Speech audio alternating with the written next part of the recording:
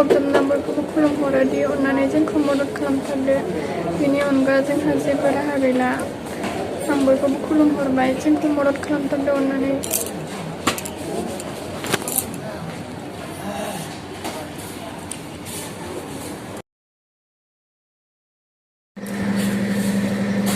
खुलुमबाय, आं श्रीमारिनि बसुमतारी आरो नैबेयो आंनि फिसाय फुंखा बसुमतारी।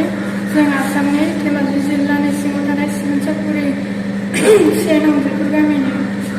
आंनि फिसाया न'खरनि हाल-साल गाज्रिनि थाखाय नेपालाव खामानि मावनो फैदोंमोन। बेयाव खामानि मावनो फैनाया बोसोरसेनि बारबाय, 1.5 बोसोरानो जानोसै। आरो बे खामानि मावबाय थानाय समावनो लहानि पाइप मोनसे फाफ्लियाव गोलैसिननानै बियो सिखारनो हायै, थाबायनो हायै आरो आथिं आखाइ लोरसो गैयै जादों। आरो बेखौ दा मेडिकेलाव दोनफैदों। मेडिकेलावबो मोजां ट्रिटमेन्ट खालामजोबनो हायासै। दा सिगांनिफ्राय एसेल' हामदों। दा बेलेगावबो मालिकआ लाङासै। दा बिदिनो थाबाय थाबा बेमारा बोरै हामबावनो। मालिकआ मोजां नायगोन होननानै रिक्स लादोंमोन लानायालाय, होमबाबो दा खबरखौनो लाला जेबो।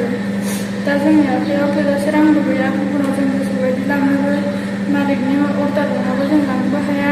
लकडाउननि थाखाय न'आव थांनो हाला। दाख्लैबावैसो आफायाबो थैना थांबाय, बेखौबो लकडाउननि थाखायनो नुहैयासै जोङो। आरो हजों न'आव दा बिखुनजो आरो बिबोनां, आंनि फिसाजो 1.5 बोसोरनि सासे दङ।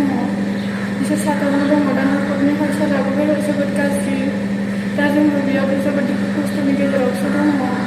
बेखौनो जों सोरबाफोर माबाफोर राहा खालामनानै जोंखौ हेफाजाबफोर खालामनो हागोन नामा होननानै, मा खालामगोन मा मागोन जानानै जेबो साननानैबो मोनला, थांनोबो हाला। बेफोरखौनो साननानै जों बे भिडिअखौ बानायनाय जादों।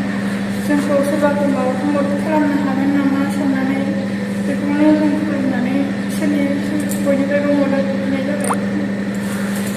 गैया जायासै आंनि